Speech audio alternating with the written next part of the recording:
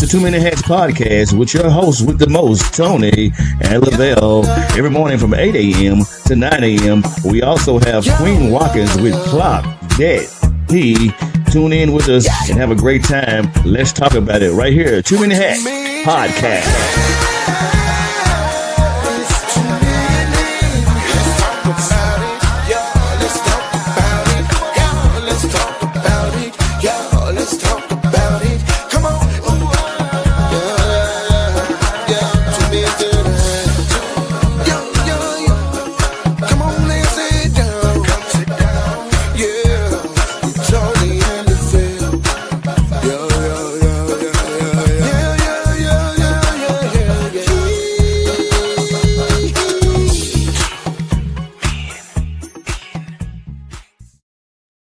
Top of the morning to you, my good people. Happy Monday. It's a beautiful day in the neighborhood, man. It's your host with the most, Tony Mays, Lavelle Salter.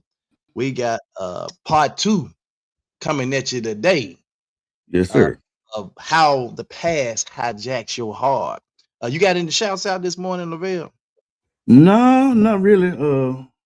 Man, you been going in on these churches and church folk, man. What's up with you, man?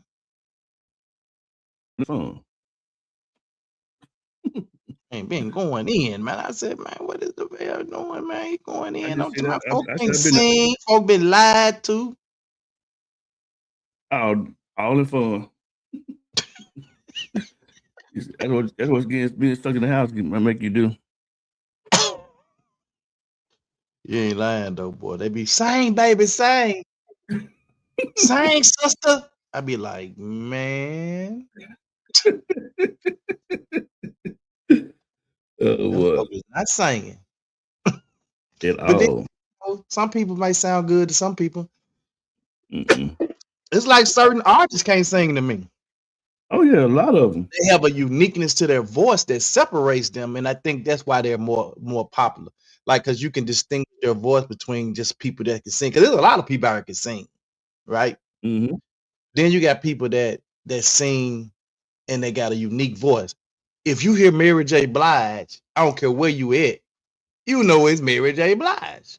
Yeah. If you hear R. Kelly, you know it's R. Kelly. You see what I'm saying? You hear Tyrese. Yeah. You know it. You see what I'm saying? So it's they have distinctive voices. Yeah. You seem real chippery today. I like that. I feel good. You do good. Yeah, man. I mean, it's my thank God for life, bro. Like, I got they got me a little rest, feeling a little bit more perky, because that one day turnaround to Dallas, bro, and then driving took me almost 10 hours to get back from Dallas, bro. A 6-hour trip, 10 hours, bro. That was murder. Yeah, I can imagine.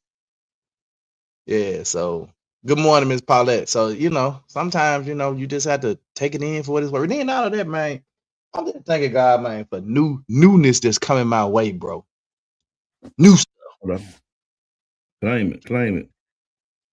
Yeah, man. I finally got past the prefaces to part 1. Yeah, that's one reason why I always ain't one rule.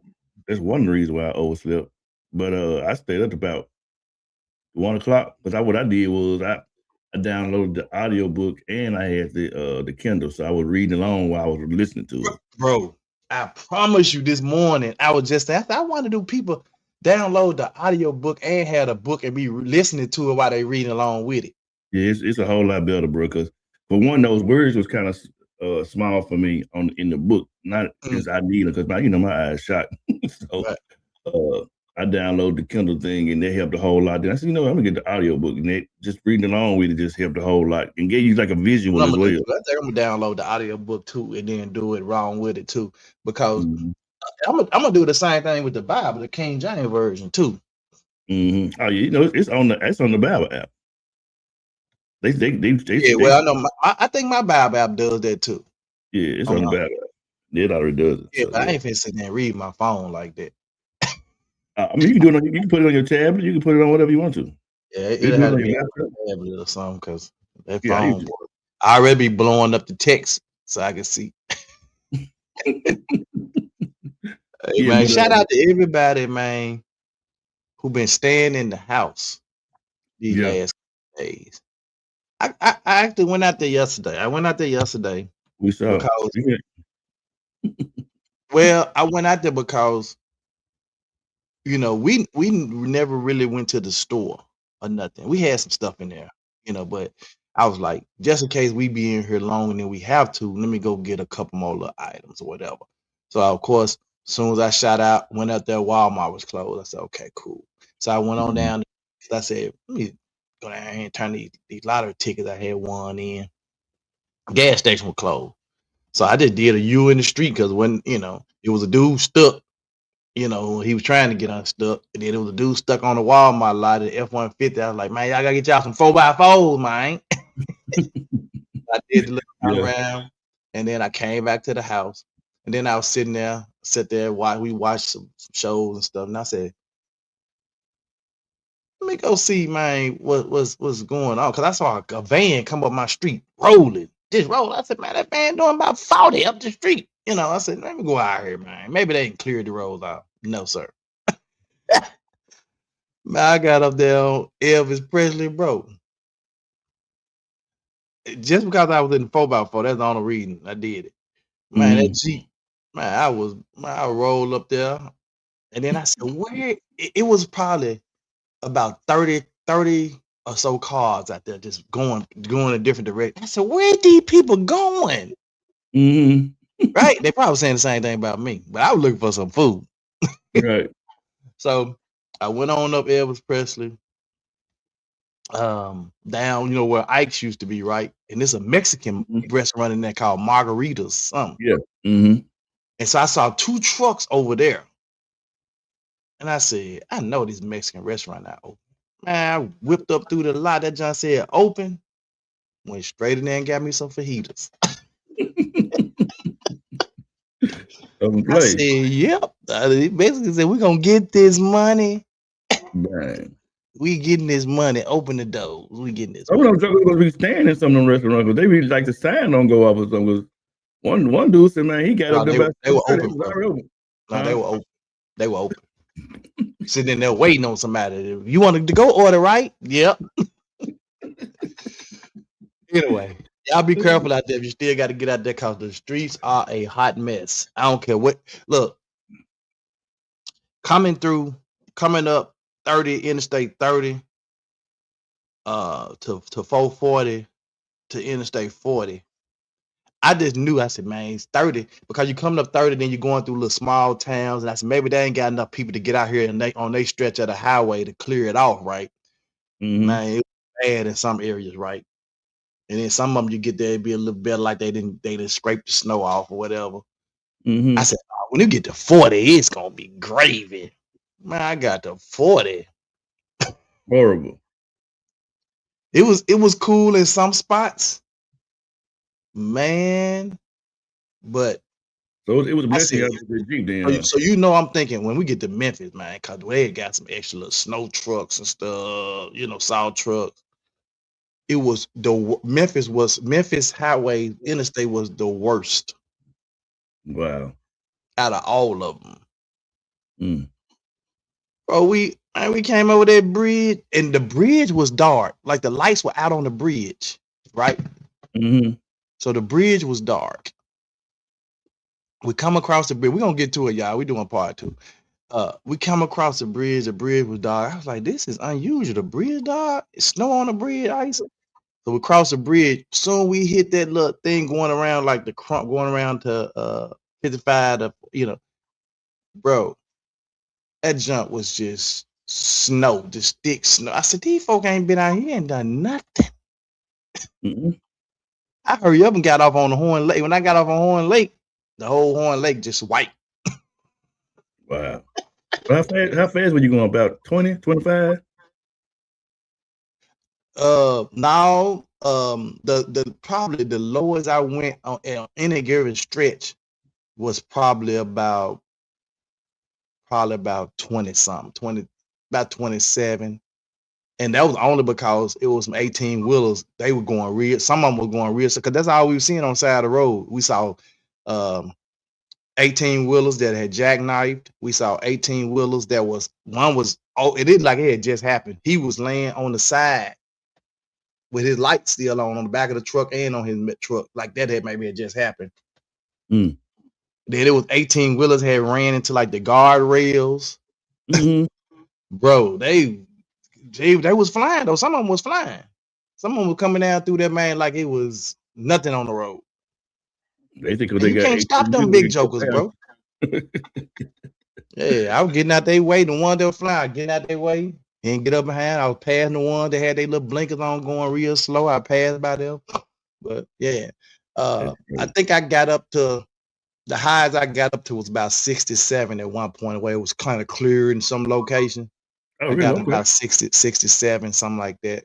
And where it was clear at, bro, I took advantage of it. I was riding. And then soon the little thing would come on, she'll come on and say, you have unplowed snow ahead. I'll slow it on down. Mm. Reports of unplowed snow. Yep. She was telling me she was getting me to anyway. So man, I don't we gotta, we said we gotta cover stuff, man. What's your thought process on the gentleman getting unalived in Minneapolis? I heard about it. I ain't see the videos. I didn't want to see the videos because it to me is more the same, some of the same stuff. Where ICE is just taking advantage of these little positions they have and using that because they just if y'all don't know they are a lot of the Proud Boys that they gave jobs to. Absolutely. Yeah, Proud Boys that they gave jobs to. And now they got that shoot to kill order, and that's what they doing. And that's why you got so many people taken to the streets and so many Black Panther organizations and other organizations taken to the streets saying, hey, if y'all ain't gonna protect us, we're gonna protect ourselves. Minnesota, um, then the governor, I think was that the governor that then they say he was going to do the National Guard to bring the National Guard out there. Yeah, they already there. Yeah, to Mhm. combat ICE. I was like, so you pitting the government? I mean, so this is getting crazy, bro. It's really getting crazy. It's civil unrest, and like you said, 5 months ago, it's gonna be a civil war, dog. Mm-hmm. Yeah, when you got the National Guard coming in to protect the people against ICE, another crazy. government organization. I mean, it's crazy. We'll let you know that's his boys and them Mississippi dogs. But what about the Proud Boys that are in? So what's gonna happen? You got Proud Boys that's in the military. Yeah, A lot of them. right. But they're trying to, what's so crazy though? It's like they own shit coming back to bite them because he was a legal weapon carrier. He had his weapon on him, and they took the weapon off of him, and then after they took the weapon off of him, they shot him. Only thing he was trying to do was trying to help one of the young ladies that they was attacking. They pushed her out the way, pushed him down. I can't really tell when the gun was retrieved, but immediately. And then one of the dudes was clapping, like, you know what I'm saying, like almost applauding what had occurred. You can't really tell what it was about, but it's so many different angles they always put out there. So this morning, when I was up, they don't made some kind of AI photo saying the weapon was in his hand, which in fact was his phone. Uh, and then they don't jack the photo up so bad that one of the ICE agents ain't even got no head on his body. Yeah, they trying to use a. That's the thing is they trying to use AI to cover up, but people know AI, man. Now we didn't AI like we kind of hip to it now. Yeah, we kind of hip to it now. So we had to at least touch on it because it's crazy up there. They don't made like a makeshift type wall blocking the street right where he got unalived it and made like a memorial. So it's crazy up there right now. I really I mean, Condolences to his family, man. His Yeah, father. my heart goes out to everybody who's affected by this, man, or who may eventually be affected by it, because it ain't gonna stop there. Because as long as 47 is allowing it to happen, and people are allowing 47 to allow it to happen, then that's what it's gonna be. But until you know, now I do know they're trying to the person that's over ICE, they trying to impeach her, get her out of office. But I mean, anyway. I know what you mean. At this point, that's How what the he. past hijacks the heart, part 2. Hey, Monica. How the Hey, my past girl. heart, part 2. We are this was a very interesting discussion on Friday.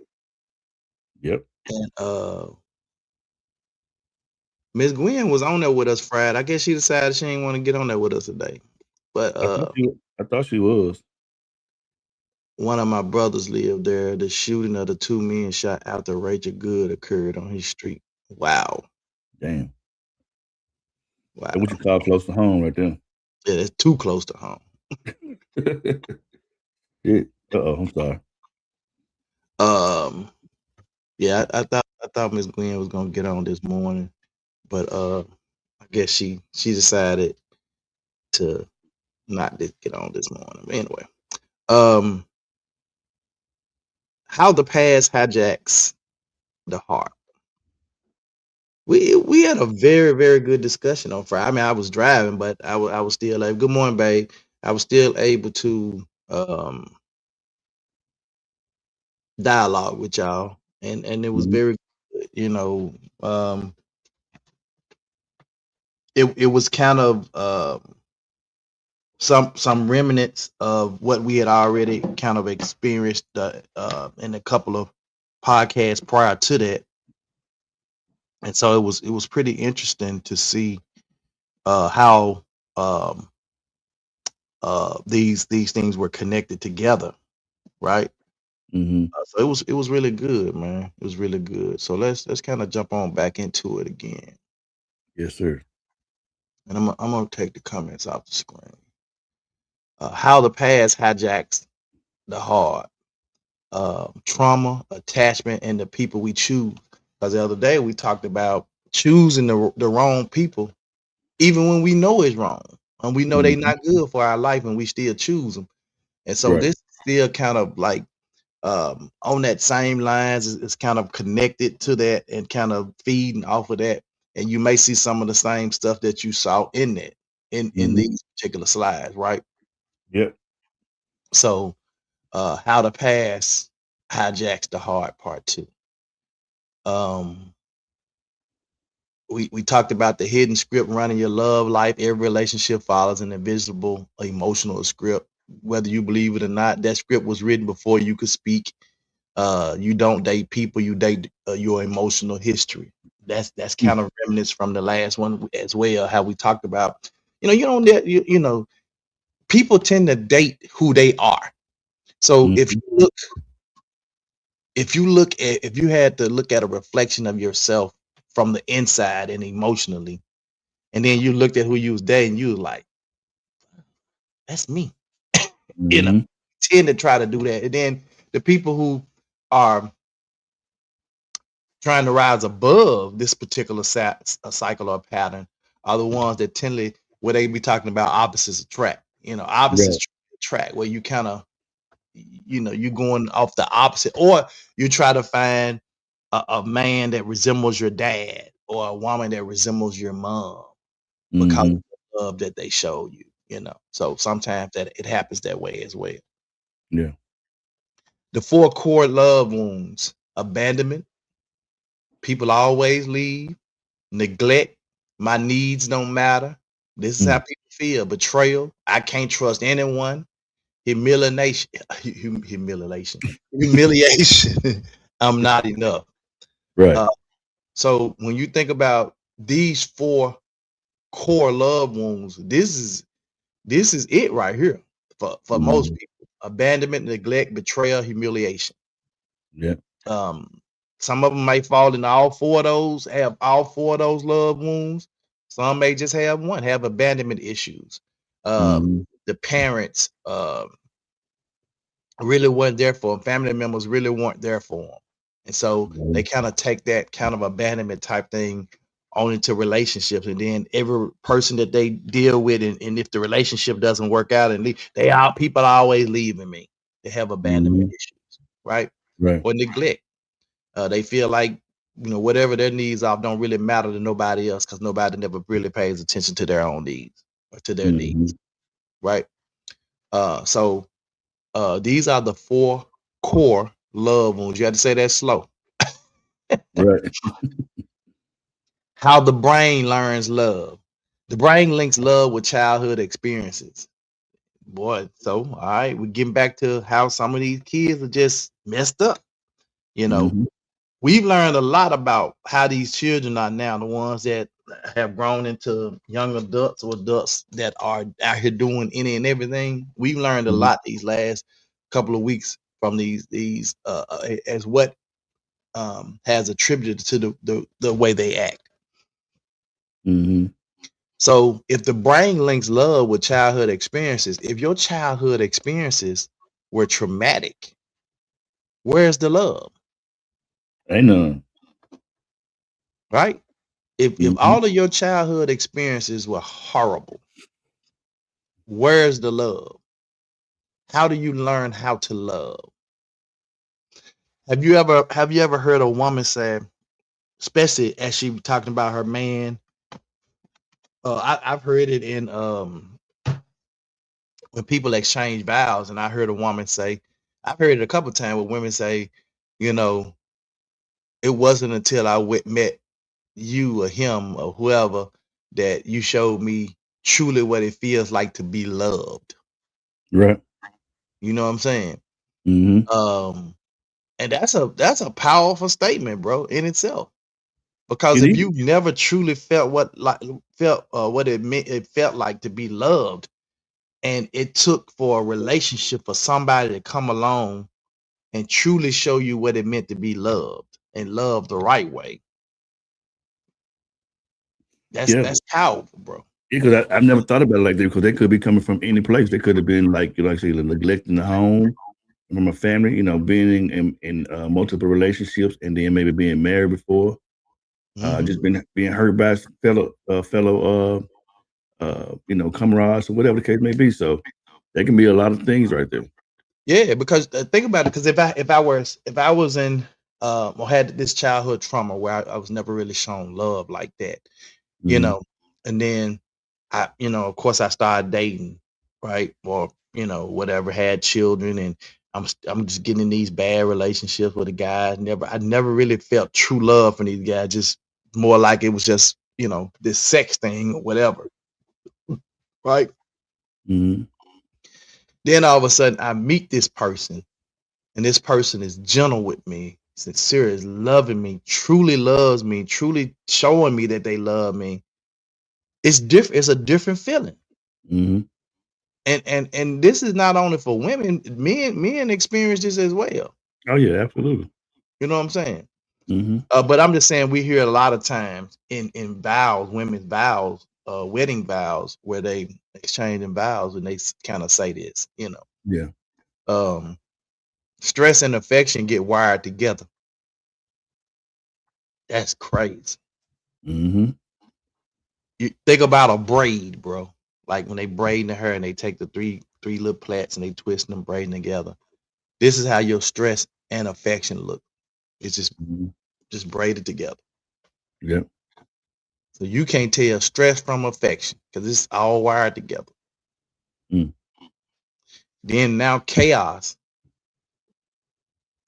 becomes so familiar with you to it's just it's second nature. And when it becomes familiar becomes desirable. So now you desire chaos. Right. You desire toxicity.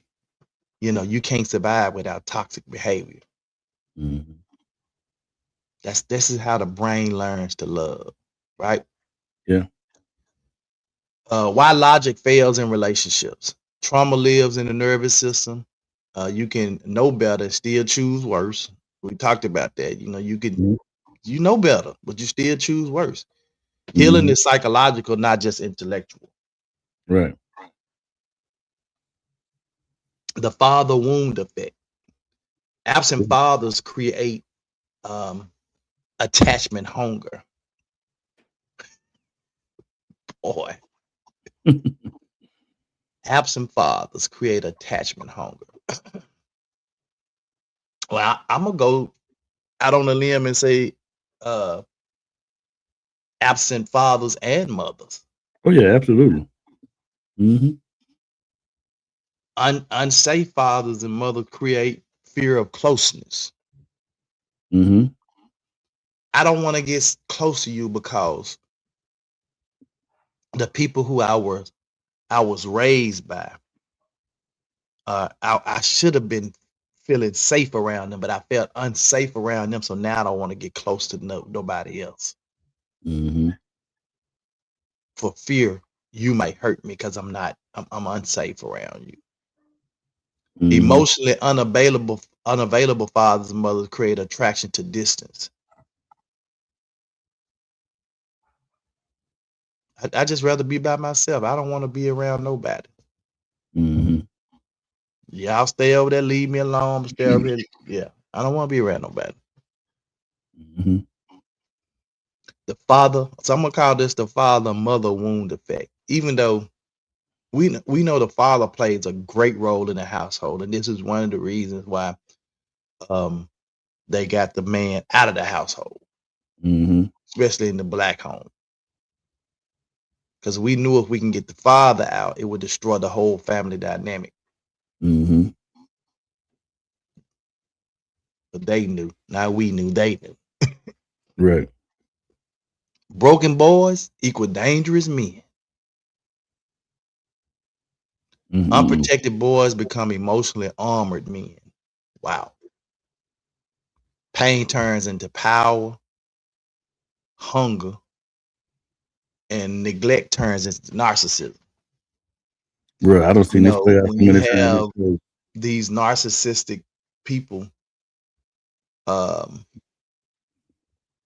and I ain't gonna say this is for every narcissistic person, but neglect turns into narcissism. You know, some people have been neglected, they become narcissists,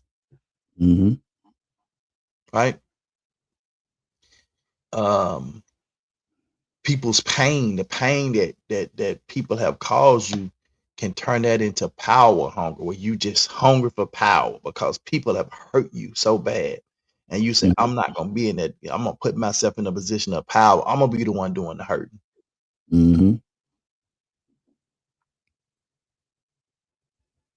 Yep. Well, it's like every time I see a movie now, and like I'm seeing so much of this stuff into movies now, where you've seen situations where I mean, think about even 50 Cent's show Power. You know what I'm saying? It's like it's so many.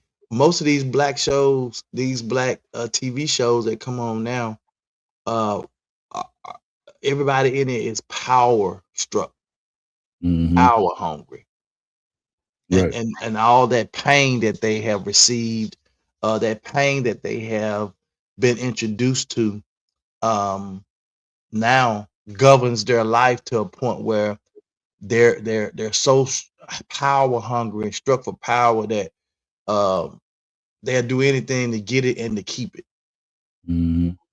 You know, We have a guest.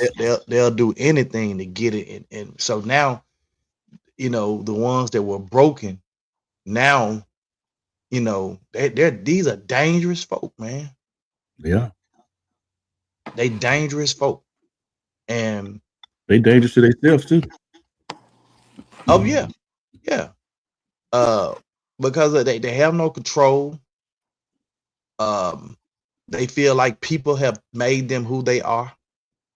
You know, they blame other people, and in you know, in some regards, they Yeah, they're correct. Maybe, you know, the father or mother hurt them, unprotected them, you know, inflicted pain on them, neglected them. Good morning, Candace. And so now these broken boys have become dangerous men. Mm-hmm. Or these broken girls have become dangerous women. Mm-hmm. Good morning, Miss Gwen. Good morning. How you doing? I was doing a retired life. I was still in bed. But I'm up now.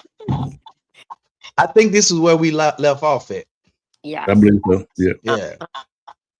So why do malignant narcissists target certain people? They sense abandonment wounds. You gotta be a narcissist to sit back and think about, like, how can I attack certain people? Mm-hmm. Like, you a weird individual to me, man. You sit back trying to prey on folks hurt. Yeah. And it's people who's looking for people that they can control. Yeah. Why you getting an echo, Miss Gwen? You I'm got hearing. another. I don't know why. I don't hear echo. You don't? Okay. No. I hear No. one. I don't know It, why. it I don't know. I'm on my phone. iPad wasn't. Maybe that's it. Um, but they sense abandonment wounds. Then they mirror unmet childhood needs. Here Mm-hmm. we go again. See, I'm really, like, when I look at this and say I'm really starting to understand, like, our young folk.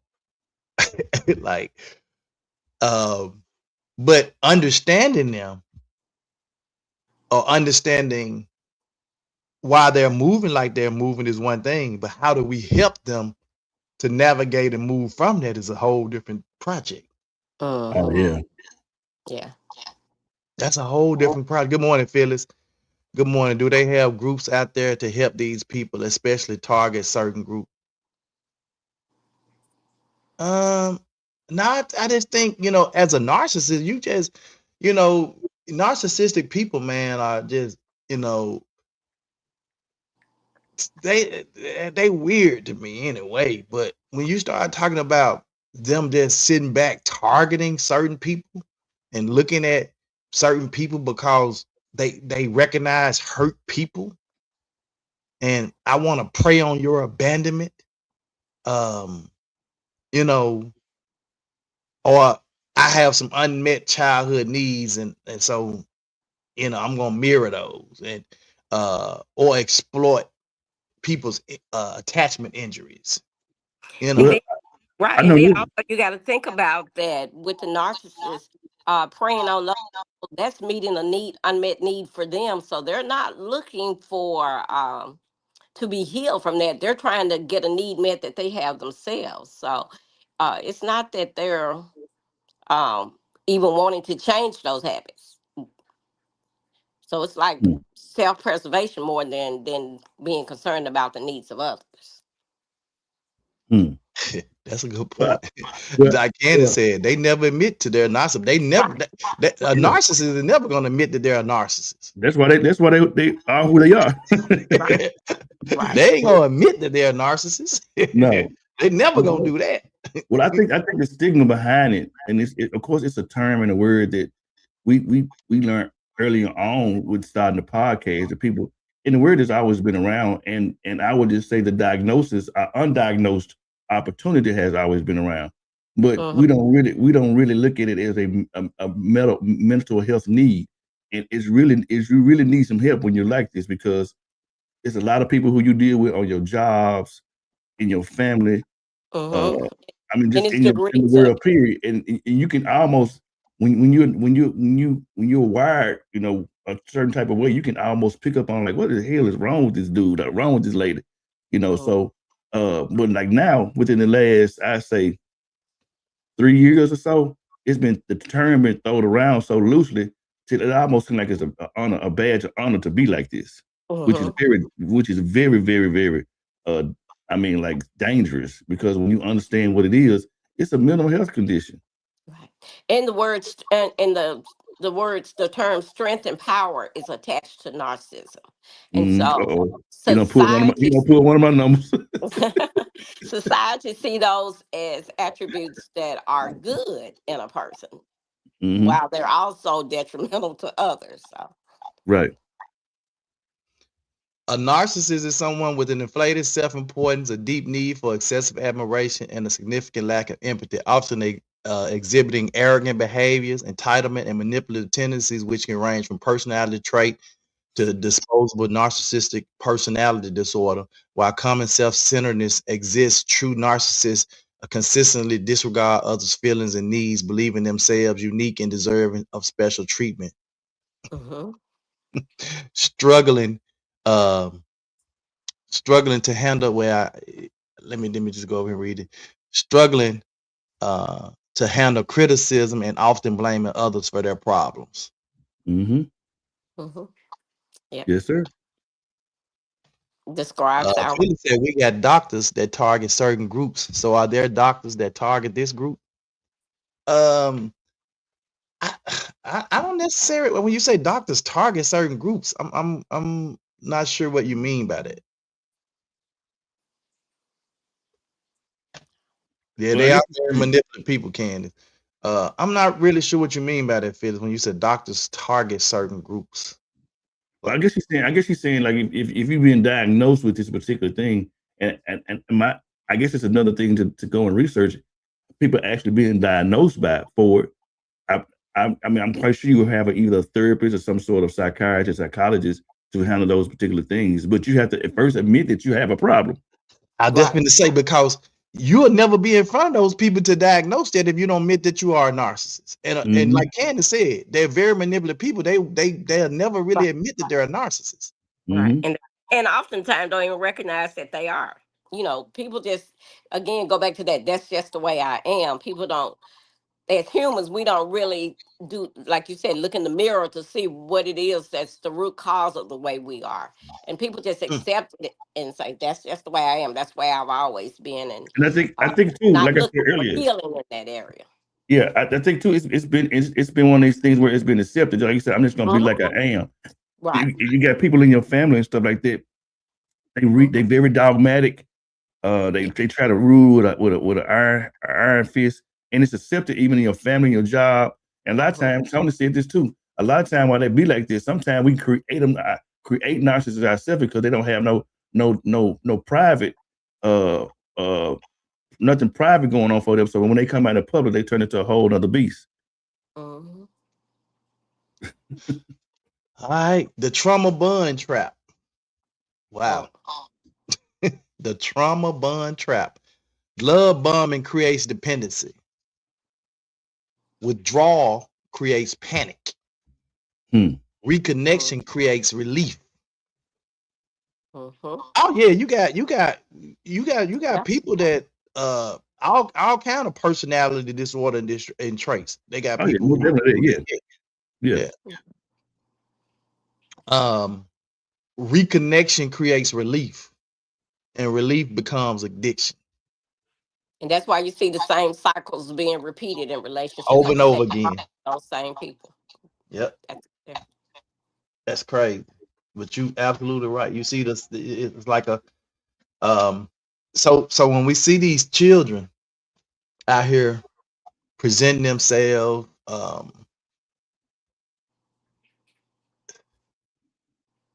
it's crazy because I see so much of what we've been talking about in a lot of our young people, and we've seen this stuff, but until we didn't really understand this. Well, I didn't. I ain't gonna speak for y'all. I didn't really understand this until these last few weeks, because we always saying, "Well, what's wrong with our kids? What's wrong with these kids?" You know. But when we start seeing that there was no love, and you know they weren't maybe not shown love in the house, or going back to this one slide, they were unprotected. Their pain turns into hunger. Absent fathers create attachment hunger. Unsafe fathers create fear of closeness. Emotional unavailable fathers create attraction. So you start going back to this stuff, man. Trauma, and you're talking about healing is psychological, not intellect. Man, when you go back and you start talking about all this stuff, man, the brain links love with childhood experiences. Yes, Mm-hmm. that's the key right there. That's it. The brain links love with childhood experiences. If your childhood experiences were traumatic, where is the love? Where was the Mm-hmm. love? Mm-hmm. And Tony, Or like I said, I speak from experience on this topic. I I felt the father detachment. I won't say my father wasn't in my life. He wasn't in there at the level that I felt like should be there. I'm very transparent with it.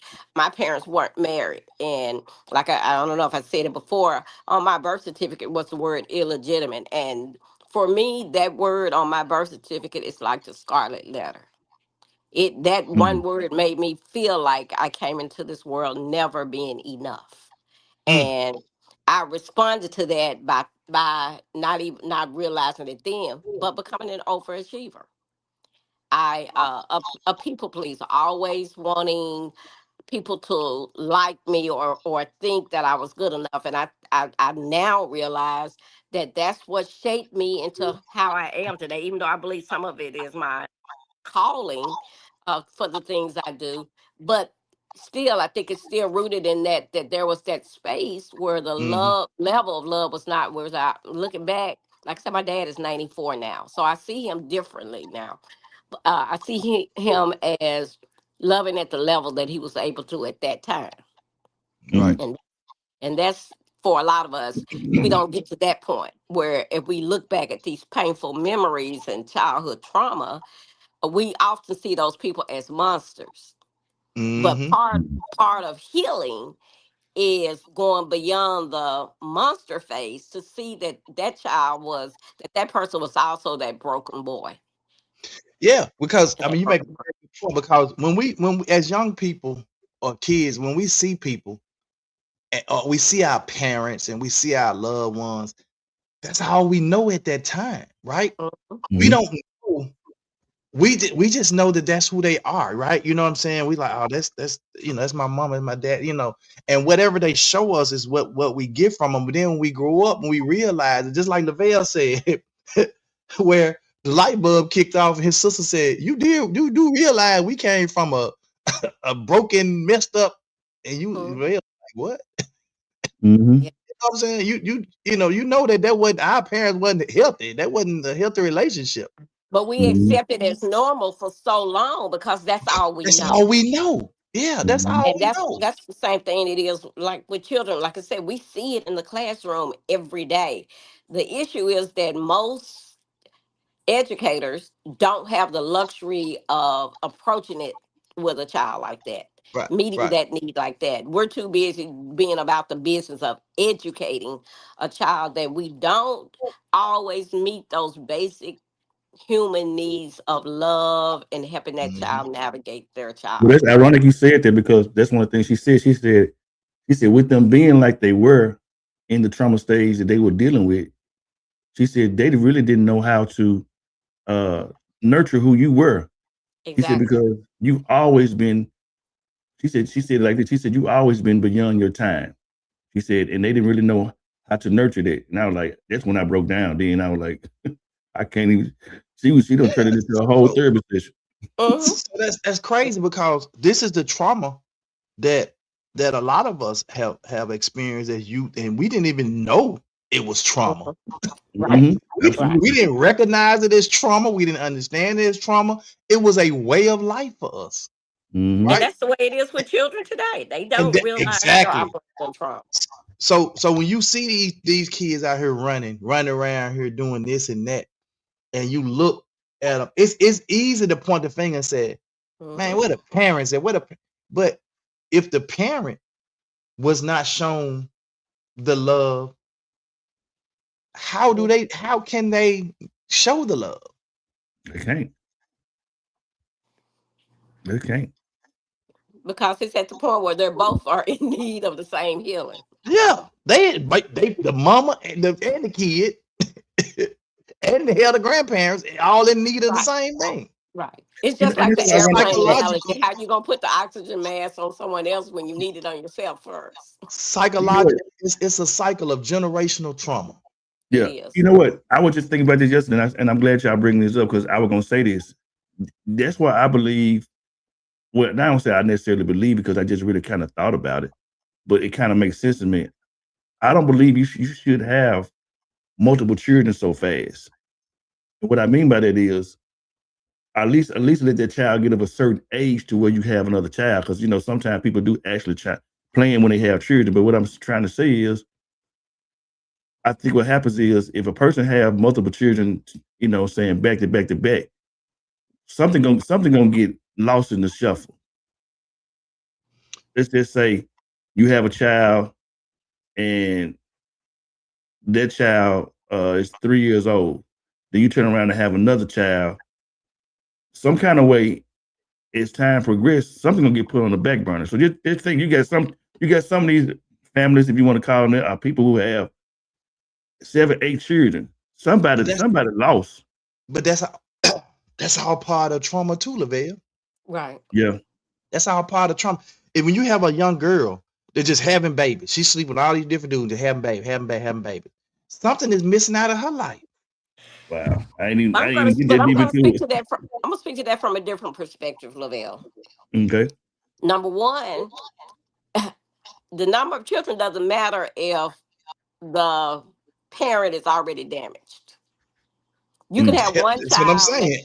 that's born into trauma, and you still get the same result.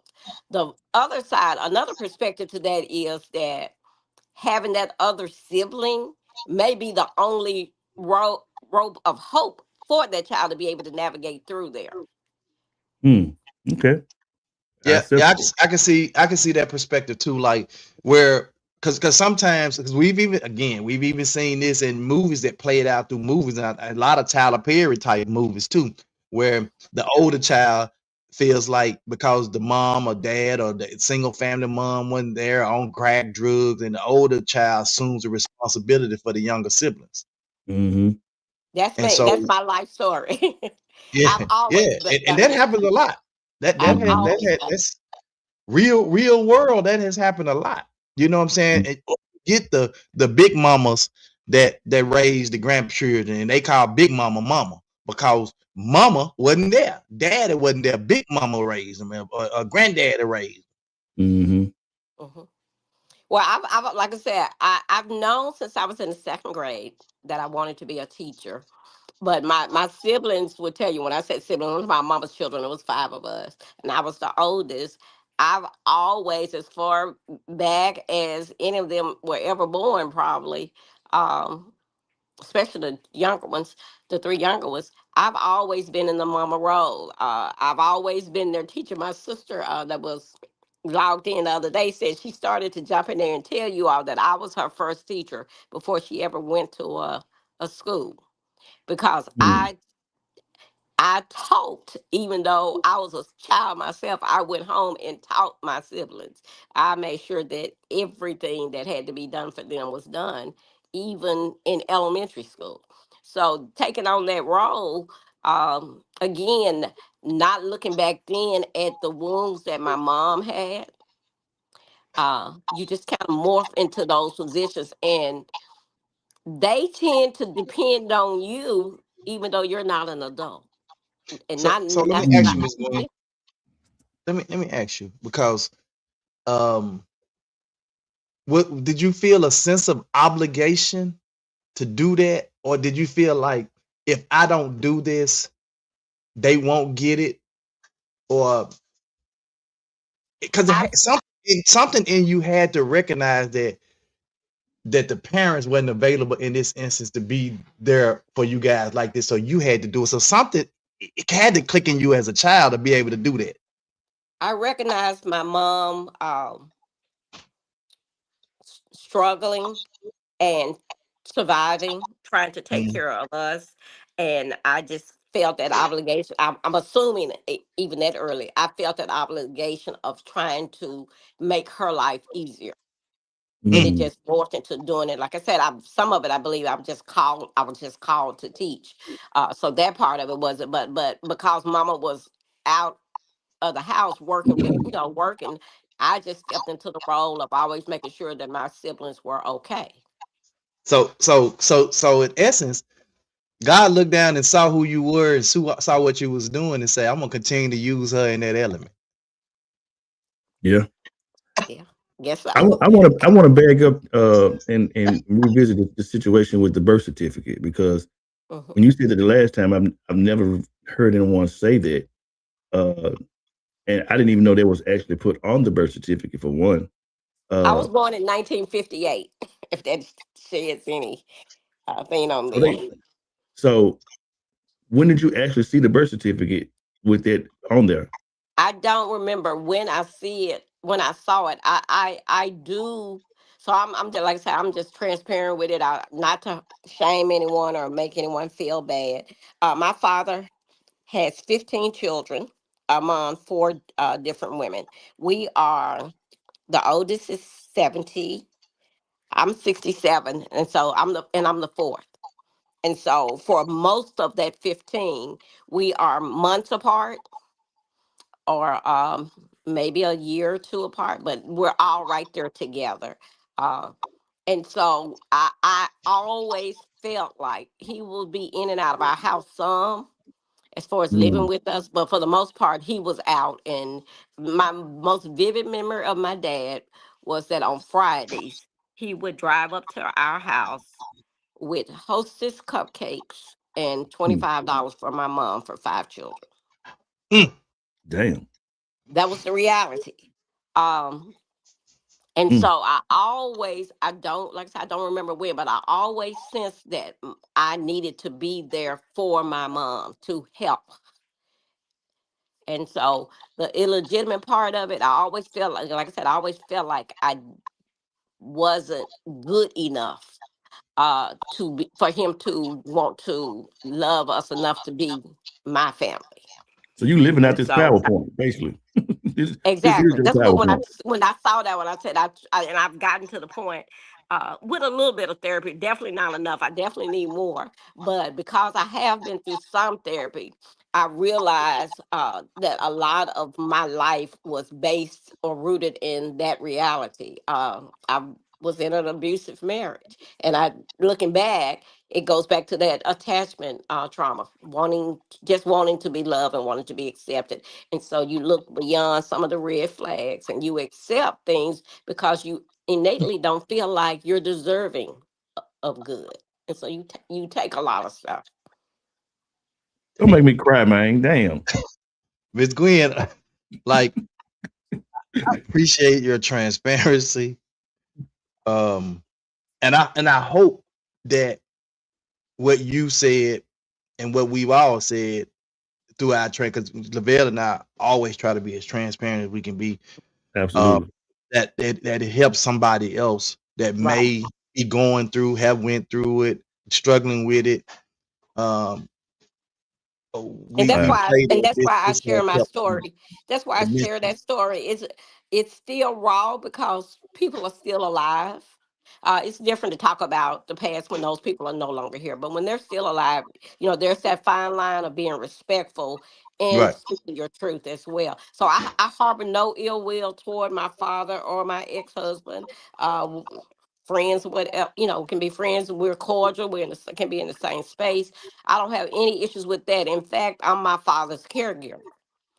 And Wow. so, Mm. um, and that's a decision I made to do. Once I retired, I stepped into that role full time for my dad. Uh, but again, that comes with a level of growth and self reflection and examining, are you being the person you want to be? And I And think I Jesus. too, want that's to some be of the okay. detriment that happens, because I got a very dynamic like that too with my on my mama's side. But we don't have these discussions. We don't talk about this stuff that went on in the family, man. I remember one Yeah. time one of my one of my I would say like she would be like my third or fourth cousin. I went to one of our relatives' funerals, and for whatever reason, she just started talking to me. Well, you know your grandmama this and your granddaddy this and you know this and this. And I'm looking at like, first of all, why you sitting here telling me all this? And we sitting here at this funeral. I'm like, our repast where we was at. I mean, what you call it, the wake. We was at the wake.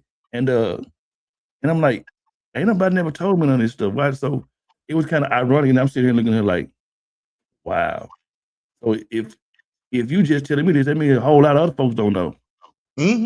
Yeah. I'm like, And we were at I think a funeral or something like that, and there was several of the siblings from the different families together, and we got to talking about our childhoods and our dad. And something that was eye opening to me was some of them kept saying, "Gwen, you were the favorite child," and that really threw me. I said because I never felt that from my dad. I didn't feel like I was ever his favorite, so but check this out. Ooh, Mm. doubt. That's isn't hard. that Miss isn't Gwen, that if you weird? didn't feel like you was a favorite, they felt like you were, how you think they felt? Right, right. man. But Wow. I always Yeah. feel like It's one particular horrible. family, I always feel like Man. one particular family was the top one because those were the ones whose household he was living in. And they felt, Wow. and here's the crazy part, we all attended the same elementary school. It's Dog. crazy. And so I'm not, like I said, being transparent for probably most of my childhood. I never claimed them as my sisters and brothers. Everyone all mama's children were okay with it except me. Uh, Mm. now we're good, but for a long, long time, I've been this twisted, emotionally deficient person that was, as I say, looking back, I guess living for a fantasy of what I wanted my life to be like as a child, And that's what and I'm thinking. That's what I'm that's thinking some, for my yeah. mother about us having, two separate families. She was adamant in making sure that we knew this side of my family. Like now, my aunt and my wife, they talk just about every day. So I'm thankful for that because you got some people who try to hide this stuff, how they feel Right. about the situation. But like I talked to all of my uncles and aunties. I got an auntie younger than me. So Okay. it just I just think it's one of those dynamics that went on through a lot of black families, but Mhm. it just we don't attach it and we attach it We to don't we us the don't talk wrong about way. it. We don't Right. talk Right. about it. That family on the Really? other side of town was reality for probably a whole lot of black families, especially Right. back in like I say, in our era, Yeah. and get to a level of acceptance with it. But that still doesn't take away the pain that was attached to it growing up. Yeah. You, Billy Mhm. said you just told my story. She said I'm going to go look at my birth certificate because I thought that father space was empty. My dad never wanted to be in my life, and as the oldest, I wanted to help my mom. Yeah, hmm yeah. yeah. We ain't gonna get through this one, so I guess it's gonna be a part 3 because we ain't get Hey, through this And, slide at all. but Tony, I just want to step back real quick before you go, where you said that part about why we're so transparent with that. Um, the shame that when you talked about the book about shame, that drew me because I feel like my whole life that's really what I've living, uh a life behind shame, in front of shame. And so being able to verbalize it, so that it can help someone else, not necessarily to come out of it, but just to be aware of why they are the way they are, and to know that they are not alone. That you're not the only one that happened to. To me, there's power in our transparency, absolutely. I totally and it agree. frees us. And there's freedom in sharing that beyond yourself, whether it's in therapy, whether it's on a public forum like this. It's freedom in releasing yourself from that bondage. I I totally want to agree. read this. This is part of the preface to the original edition of this book. It says total self-love and acceptance is the only foundation for happiness and the love of others. Without total self-love and acceptance, we are doomed to the inadvertent task of creating false selves. It takes Mhm. lots of energy and hard work to live a false self. This may be the symbolic meaning of biblical statement that after the fall of man and woman would suffer in their natural activities, the woman in childbirth and the man in his work. Mm-hmm. Yeah. Let's clock this T, man, with our girl Queen Watkins. Good morning, good morning, good morning. Y'all know what time it is. Put them phones down, fingers up. It's time to clock that tea with your girl Queen Watkins. I join for the amazing morning. But y'all know what time it is. Time to clock that tea. Ladies, come to the front. Would you accept a micro penis if the man was born with it? Here we Let's go. talk about it. Okay. So this guy in California, he decided what made him decide at the age of 38 years old. I don't know. But he decided to go on this interview and tell the world that he had a micro penis. The size of a tic tac. Okay. Statistics say the normal size of your area down there for a man is 5.5 inches. And he got a micro area down there that's the size of a clitoris. Okay? And so, what made you want to tell the world? I don't know. Maybe he wanted to feel like he ain't the only one, I guess. I'm not sure. But he said he would be embarrassed to go to public bathrooms, will go into a style.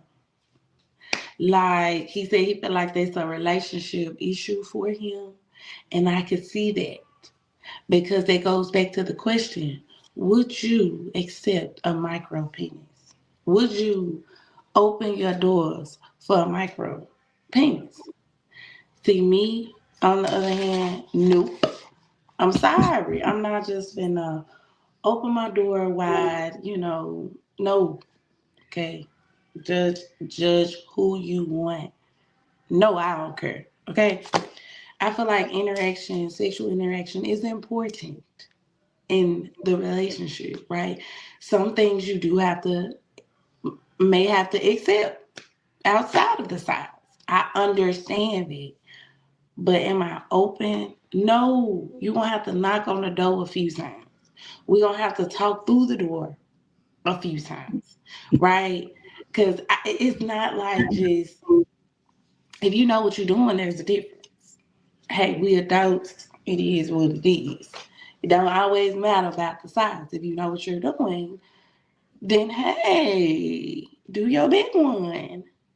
But right off the bat, seeing like a little TikTok, yes, it will throw me off. I said what I said. It'll throw me off. He told the world, and it's really your choice. It's just like a woman, right? Some men like real big boobs, and some like little mosquitoes. You know, some do. It's whatever your preference is, and I don't feel like nobody should judge you because of your preference. It's what you like. You know, they might like to do certain things with bigger boobs, that they can't do with smaller boobs. So they might have to really learn how to deal with it. And that's okay. They don't have to accept it right away. But I mean, to each his own. Your preference is your preference. Your sexual encounter in your life is just sexual encounters. Okay. Can't nobody judge you for if you like doing it all day, if you like doing it once a month. That's on you. You just gotta find somebody that's compatible to what you like. Simple. Some people might not care about the micro TikTok. Okay. Some might Okay. not. And some like me do. Okay, we're gonna have to talk about it. We're gonna have to figure out what we can do, to grow a few inches or make it feel. I don't know. We'll have to figure out something. If that was my man, we would have to figure out something. But no, one of the ladies in the comments said, "Have you ever wanted a man to just be calm instead of beating your back in?" Some she said, "What's it got to do with his thing being like a TikTok? Is he even gonna be able to beat your back in? That's the question." So I don't know. Y'all, the comments was kind of Mm. good. But all right, y'all, that's all the tea that I have today. Make sure y'all tune in to 2 Minutes Monday through Friday, 8 a.m. sharp. And don't forget to stay tuned for your girl, Queen Watkins. Clock that tea. I love y'all. Have a blessed day. Bye. I had to give her a horn on the back end with this one because I'm over here geez. crying, bro. This girl is crazy. Well, that's probably more likely just a Keep genetic. saying TikTok. I said, this girl I say tic tac. a tic tac. Oh, that's probably because I mean, honestly, well, I think Miss Gwen could probably she's a woman, but I think it's when a child is born, I think that you are actually a woman for a girl for that matter. But I think for about like 6 weeks or something like that. So it could just Bro, been a thing I don't of know freak nothing of about nature. Oh, look it The up. birth defect. A Yeah. birth defect. Yes. Mm-hmm. Yeah. I don't know nothing But I about think that. so. My comment about her tea is one. The first thing that came to my mind is different people desire different things in relationship. For some people, the sexual aspect is not high on the priority list for them. They desire Yeah, some people just companionship want and companionship. And other that would ways be of what loving. he'd be good Right. for. And so for that, Yeah. right, that right. So for that, it may not matter. So again, it goes back to what is needed in the relationship will determine whether that will be okay. Him publicly coming on the interview and saying that goes back to what I just said a few minutes ago. There is freedom in your transparency. And so Mm-hmm. he's he has probably struggled with that probably most of his life, but to get to the point that he can publicly say that says to That's me traumatic. that there is some growth in that man and his acceptance of himself. Yeah. Yeah, that's mighty big of him. Mm-hmm. I mean small of him. I mean big small. Oh, play on words. And we know. No pun intended. Yeah. But again, it goes back to are we willing Oh to wow. look at our flaws and Right. get to a level of acceptance, or not necessarily acceptance, but being able to what navigate life despite. So Miss Gwen, Mm-hmm. I love the fact that you tied that T and back into this. I She love did it because I I don't mean, know really, how you it's my mind still messed up over here, but I don't know how you just did it, but you just tied that T, that particular T, back into this segment. Like good. You do good.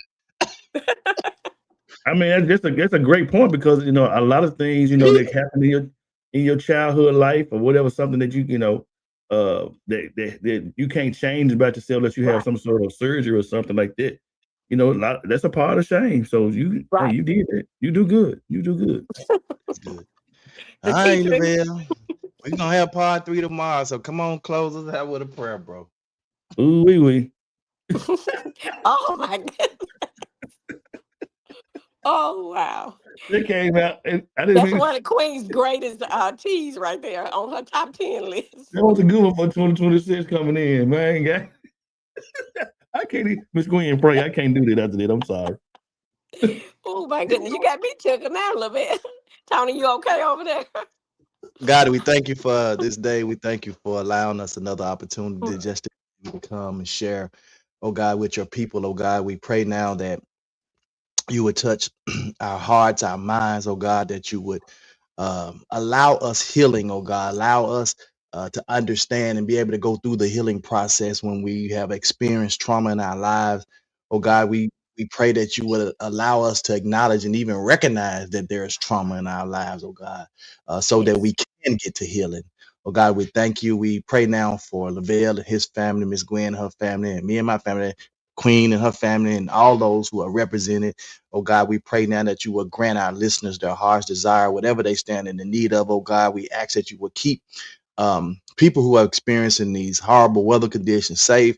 Not only those people, but those who are experiencing the outrage and the rage of ICE. Oh God, that you would shield and protect us from all Yes. hurt, harm, or danger. Oh God, we love you. We thank you. It's in Jesus' name that we pray and ask all of these things. Thank God and amen. Amen. Amen. All right, we will see you guys tomorrow, same bad time. Same bad place. 2 Men in Hats. Let's talk about it. Let's talk about it. Bye, everyone. It's the 2 Minute Hats podcast with your hosts with the most, Tony and Lavelle, every morning from 8 a.m. to 9 a.m. We also have Queen Watkins with Clock Dead P. Tune in with us and have a great time. Let's talk about it right here. 2 Minute Hats podcast.